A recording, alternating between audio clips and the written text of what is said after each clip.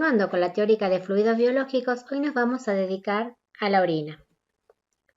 ¿Qué ocurre con la sangre en el riñón? El riñón es el órgano responsable de la filtración del plasma sanguíneo para producir la orina. Y este proceso involucra la filtración glomerular, la reabsorción, la secreción y la excreción tubular. Recordando lo que seguramente sabrán de anatomofisiología, la formación de la orina comprende procesos de filtración de la sangre por el glomérulo, la reabsorción de aquellos compuestos esenciales a lo largo de los diversos segmentos del nefrón y mecanismos de secreción tubular. Estos mecanismos de reabsorción-secreción recordarán que los vimos en las teóricas anteriores de ósmosis, transporte activo y difusión. Después de su formación en el riñón, la orina pasa a través de los uréteres hacia la vejiga urinaria. Aquí lo que ocurre es que la orina es almacenada en forma temporaria antes de ser excretada a través de la uretra. Entonces, la orina es un fluido biológico resultante de la filtración renal del plasma sanguíneo por el que se excretan los desechos hidrosolubles del organismo. La orina excretada presenta una composición variable de acuerdo a si estoy en una situación fisiológica o patológica. Cuando se estudia la función renal, el análisis de la orina tiene un importante valor diagnóstico. Hay situaciones patológicas donde la filtración se ve alterada. ¿Sí? La composición normal de la orina es un 95% de agua, un 2% de sales minerales y un 3% de urea y ácido úrico. Pero como dije recién, en situaciones patológicas, esta filtración puede estar alterada y aparecen en orina compuestos que no deberían estar, como en el caso de la glucosuria, que es la presencia de glucosa en orina, la proteinuria, presencia de proteínas en orina, y la hematuria, presencia de glóbulos rojos o hematíes en orina. Veamos caso por caso. La glucosuria dijimos que es la presencia de glucosa en orina. Cuando el valor de glucosa en sangre es muy alto y supera los 180 miligramos decilitro o 180 miligramos por ciento, esta glucosa no puede ser reabsorbida a nivel tubular y aparece en orina. ¿Sí? En situación normal, la glucosa no debería estar en orina. Cuando la concentración en sangre es alta, supera cierto valor umbral, aparece en orina. En el caso de la proteína, solo una pequeña parte de las proteínas se filtran en el glomérulo. La mayor cantidad de las proteínas filtradas se reabsorbe. ¿Sí? Pero si esta cantidad que aparece en orina, que no fue reabsorbida, supera los 0,2 gramos en 24 horas, ¿sí? Estaríamos hablando de proteinuria. Un valor normal sería hasta 0,2 gramos en 24 horas, es decir, en el día, de proteína. Si el valor es superior, estamos hablando de proteinuria. Y la hematuria, dijimos glóbulos rojos en orina, puede ocurrir por una variedad de procesos, ya sean renales, sistémicos o urológicos. ¿Sí? Por lo general, la cantidad de sangre en orina no guarda relación con la patología. Pero siempre que haya hematuria debe ser estudiada la causa. Por más pequeña, por más insignificante que sea la cantidad de hematuria, debe ser estudiada. No se tiene que ignorar ese estudio. Veamos algunos términos que deben conocer. Uno de ellos es la diuresis, que es el flujo urinario normal, ¿sí?, de la orina y varía entre 800 y 1500 mililitros de orina al día, dependiendo de la cantidad de fluido que se absorba. También puede variar este volumen en ciertas situaciones patológicas.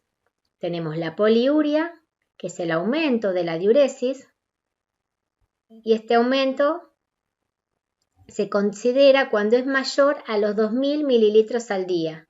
Es decir, cuando tengo una orina o una diuresis mayor a 2 litros, estoy hablando de poliuria. La oliguria es la disminución de la diuresis, cuando el volumen de orina en 24 horas, es decir, en el día, es menor a los 500 mililitros, es menor a medio litro.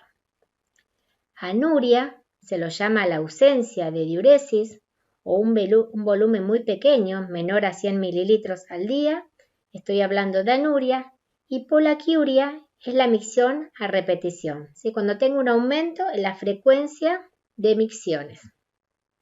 Existen distintos factores que pueden causar estas situaciones patológicas. Por ejemplo, uno puede ver una poliuria en pacientes con diabetes o aquellos pacientes que están utilizando diuréticos, aquellos que tienen una ingesta excesiva de líquidos. Una oliguria uno lo puede ver en un paciente con fiebre, que tiene una sudoración excesiva, o un paciente deshidratado, ¿sí? Hay distintos factores que pueden causar estas situaciones patológicas. ¿Cómo recolectamos la muestra? ¿Qué es lo que hay que tener en cuenta para la recolección de la muestra?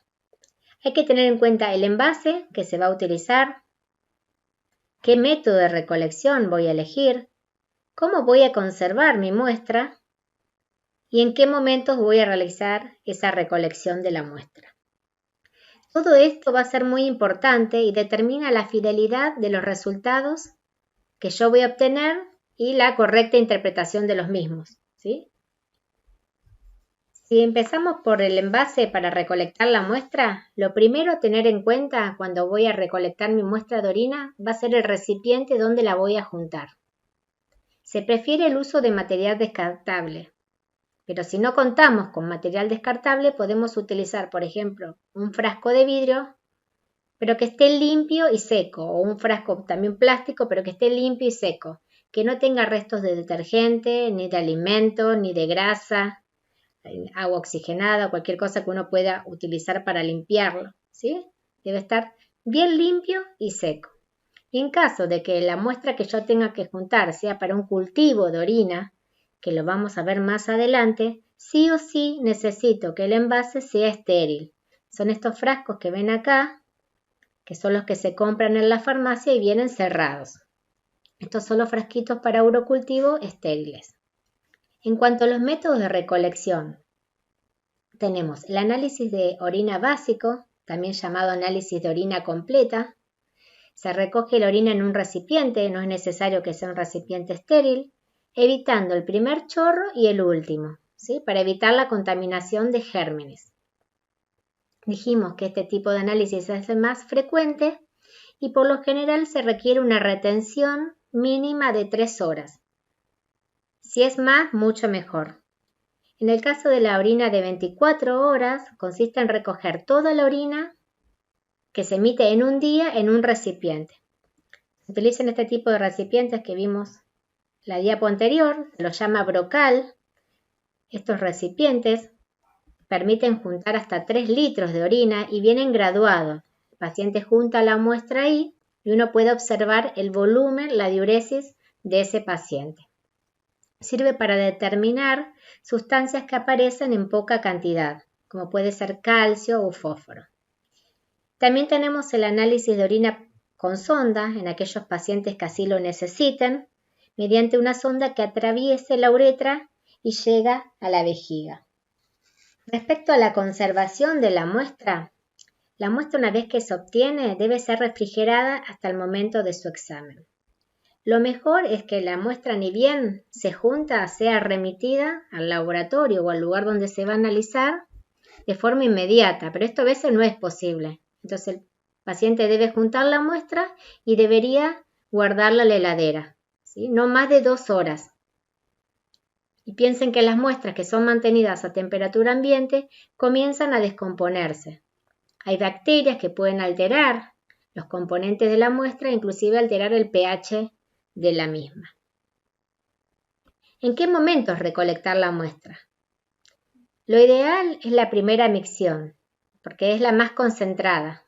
Siempre resulta ser la muestra de elección. Uno se levanta, decide que ese día va a ir a hacerse la muestra de orina al laboratorio, entonces se levanta y junta la muestra, ¿sí? Porque pasó toda la noche reteniendo.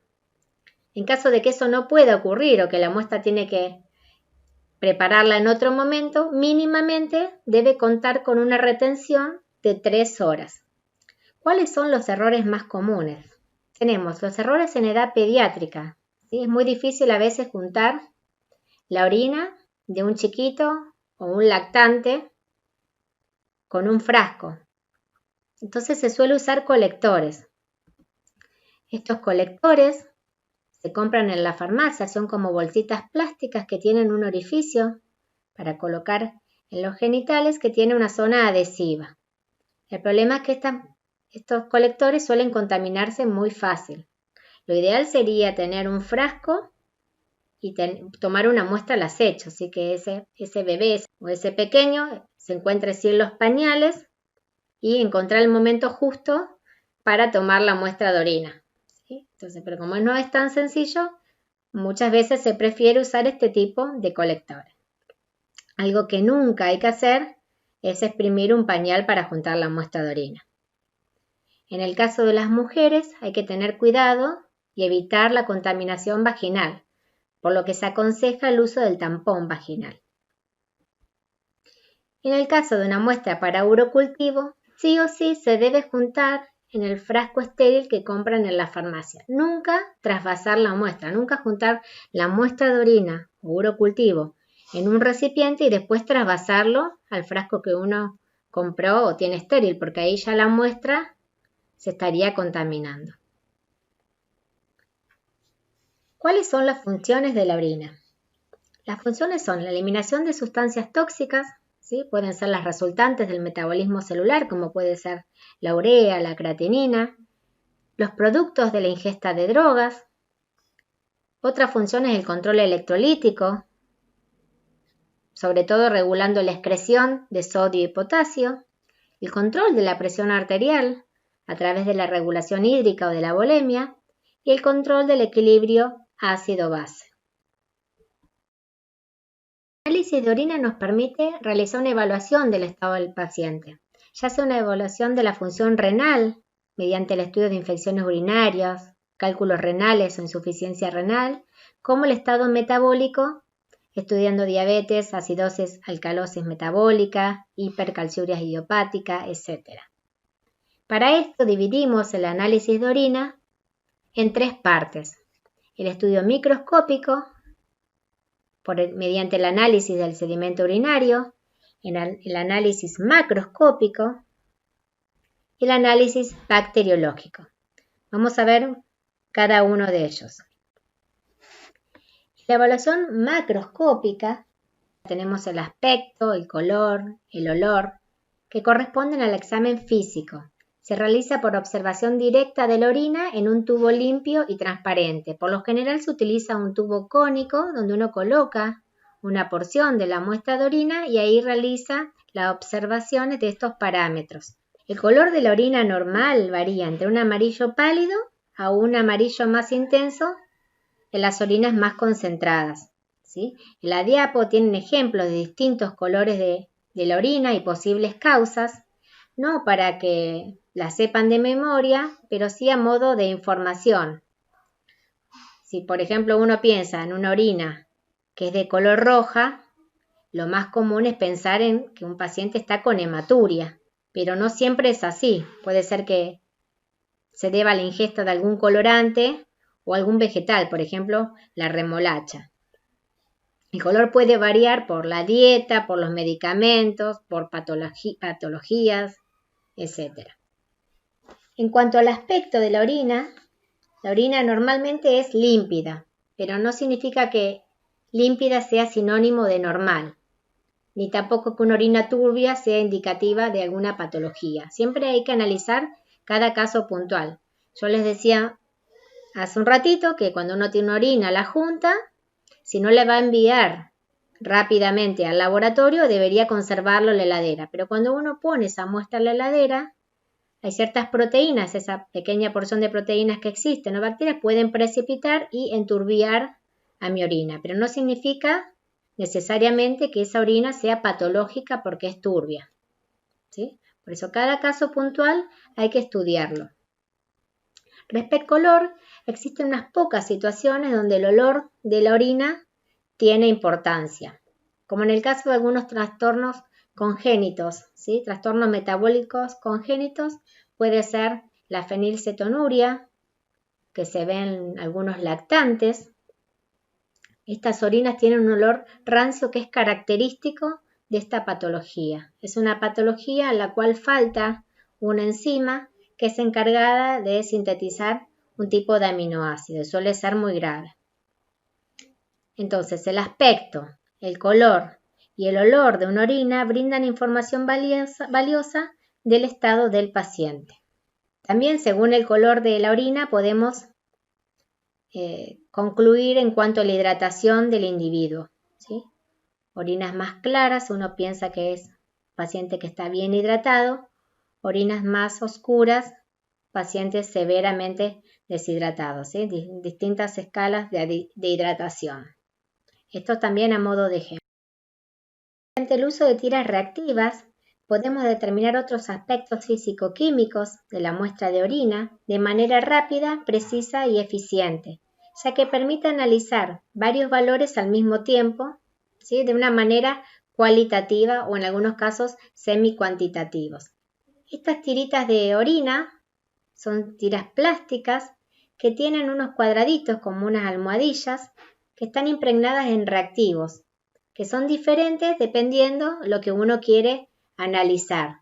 Si el compuesto que quiere analizar se encuentra en la muestra, ocurre una reacción de color que es muy fácilmente observable, ¿sí? Uno lo puede visualizar a simple vista, indicando un positivo o negativo según el cambio de color o si no hay cambio. Estos parámetros que se pueden analizar son la densidad, el pH, proteínas, glucosa, cetonas, hemoglobina, nitritos, bilirrubina y urobilinógeno. Veamos algunos de ellos. La densidad sirve para evaluar la capacidad y dilución que tiene el riñón, ¿sí? Para mantener la capacidad hidroelectrolítica del organismo. Ya habíamos mencionado cuáles eran las funciones, ¿no? Del riñón. Esta densidad varía de 1015 a 1025 gramos litros. Podemos tener casos de densidad disminuida, como en el caso de aquellos pacientes que tienen una hidratación excesiva, o densidad aumentada en los casos en que hay una restricción en la ingesta de líquidos. En estos casos la densidad está aumentada. También podemos evaluar el pH. Ya habíamos mencionado también que una de las funciones del riñón es mantener el equilibrio ácido-base del organismo. Y para mantener el pH constante en la sangre, el riñón debe modificar el pH de la orina para compensar los efectos de la dieta y de los productos del metabolismo. Este valor de pH en la orina varía entre 4,6 y 8. El promedio por lo general es un promedio de 6, por lo que se dice que la orina es ligeramente ácida. También podemos medir proteínas, glucosa, sangre, que ya la hemos mencionado, bilirrubina. Si bien no es común encontrar bilirrubina en la orina, puede aparecer en aquellos pacientes que tienen hepatitis o que están cursando alguna obstrucción, algún problema hepático. Los cuerpos cetónicos o cetonas, que son productos del catabolismo de los ácidos grasos, suelen aparecer en pacientes diabéticos o en aquellas personas que están haciendo dietas libres de hidratos de carbono. También el urobilinógeno, que por lo general está presente en la orina en pequeñas concentraciones y se obtiene por la reducción de la bilirrubina, ¿sí? Entonces, esta tira reactiva lo que hace es brindarnos un análisis cualitativo. Nos dice si estos metabolitos o parámetros están presentes o ausentes. Uno puede decir análisis cualitativo, presencia o ausencia de tal o cual metabolito. ¿Qué ocurre si uno quiere cuantificar este metabolito que me dio positivo con una tira reactiva? Tenemos distintas reacciones, ¿sí? Reacciones colorimétricas pueden ser químicas o enzimáticas. Como ejemplo de reacción química, en esta diapositiva tenemos la medición de proteínas, ¿sí? Si uno pone en la muestra de orina una tirita reactiva y me indica que hay presencia de proteínas, yo quiero saber qué cantidad de proteínas tengo en esa muestra de orina. Para eso puedo cuantificarlo mediante una reacción química. En este caso tengo una reacción llamada reacción de Bradford, en la cual la proteína se une a un colorante llamado Kumasi Brilliant Blue. Este colorante produce una variación en el espectro visible y da una coloración azul. Tenemos un tubo donde tenemos una muestra de orina, puede ser un control sin proteínas a la que se le agregó el colorante y una muestra de orina a la que se le agregó el colorante y tenía presencia de proteínas. Esta es una muestra positiva y esta es una muestra control o muestra negativa. Esta muestra se puede cuantificar y podemos saber por medio de distintas curvas de calibración qué concentración de proteínas en orina tenía. Algo parecido, pero con una reacción enzimática, tenemos para cuantificar la glucosa. Esta técnica utiliza una enzima que es específica para la glucosa, llamada glucosa oxidasa, donde la glucosa, en presencia de oxígeno y de agua, y en presencia de la enzima, forma ácido glucónico más peróxido de hidrógeno. Este peróxido de hidrógeno, resultante de esta primera etapa, se une con 4-aminofenazona y 4-hidroxibenzoato y en presencia de la enzima peroxidasa dan una quinona de color roja. ¿Sí? Esta quinona también puede medirse en el espectrofotómetro y cuantificarse. Mediante estas reacciones colorimétricas, ya sean químicas o enzimáticas, uno puede cuantificar la presencia de metabolitos. En este caso, los ejemplos eran la presencia de proteína y la presencia de glucosa. Entonces, lo que tienen que tener en cuenta es que cuando uno tiene una muestra de orina, puede determinar los analitos presentes de manera cualitativa a través de unas tiras reactivas, o si quiere cuantificar, es decir, saber la cantidad de esos analitos, utilizar reacciones colorimétricas. En este caso vimos solamente para proteínas, reacciones químicas y para la glucosa, reacción enzimática. No tienen que recordar estas reacciones químicas, no tienen que saberla de memoria. Solamente recordar que uno puede cuantificar la presencia, en este caso de proteínas por una reacción química y de glucosa por una reacción enzimática específica para glucosa. En la evaluación microscópica lo que se hace es que nuestra muestra de orina, a la cual seguramente ya analizamos los parámetros físico-químicos, se somete a una centrifugación suave. ¿Sí? Esta muestra se coloca en la centrífuga y se obtiene un precipitado o pellet donde están los sedimentos sólidos y un sobrenadante. Este precipitado se lo observa en microscopio óptico entre porta y cubra y se evalúa la presencia de ciertos compuestos que pueden ser indicativos de situaciones patológicas. Estos compuestos pueden ser elementos celulares, hay distintos tipos de células, pueden ser las células superficiales, las células redondas, las células de la pelvis renal o células tubulares renales. Algunas es común encontrarlas en las orinas y otras no tanto si son indicativas de algunas patologías. Los hematíes pueden tener distintas formas. Si recuerdan de la teórica anterior, tenían forma de disco bicóncavo. Se pueden ver así si uno los ve de costado. Si los ve de frente se ven más redonditos como en la imagen. En este caso son hematíes los que se encuentran en esta imagen. También pueden ser glóbulos rojos crenados, ¿sí? Se ven aquellos casos de las densidades urinarias, densidad de las orinas altas, el agua sale del interior del glóbulo rojo y este estalla. Y también podemos tener glóbulos rojos fantasmas, que es en el caso contrario, las orinas de densidades bajas, el agua entra al interior, ¿sí?, del glóbulo rojo y este glóbulo rojo se hincha. Podemos obtener también leucocitos o glóbulos blancos. Es normal encontrar hasta 3 a 5 leucocitos por campo. Cuando este número es mayor, puede ser indicativo de alguna infección urinaria. Y más si se encuentra junto a la presencia de piocitos. Los piocitos son los acúmulos de glóbulos blancos y son indicativos de infección. También pueden aparecer cilindros, ¿sí? Son formaciones proteicas que se presentan con la forma del molde de la luz tubular. Para que haya cilindros siempre tiene que haber presencia de proteínas en orina.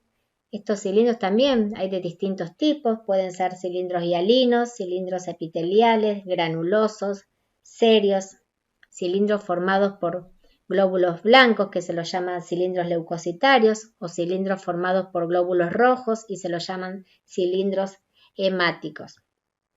También puede haber presencia de cristales que aparecen en la orina muchas veces por el tipo de dieta que el paciente tenga o en el caso de algunas patologías como la gota, ¿sí? En el caso de la gota es una patología en la que hay presencia elevada de ácido úrico y pueden aparecer cristales de ácido úrico en la orina. Y las bacterias pueden estar indicando alguna infección urinaria, ¿sí? Puede ser la presencia de bacterias porque la muestra estuvo, como mencionamos, mucho tiempo fuera de la heladera o a temperatura ambiente, esa muestra ya se descompuso y las bacterias empezaron a duplicarse, o realmente que las bacterias indican la presencia de alguna infección urinaria.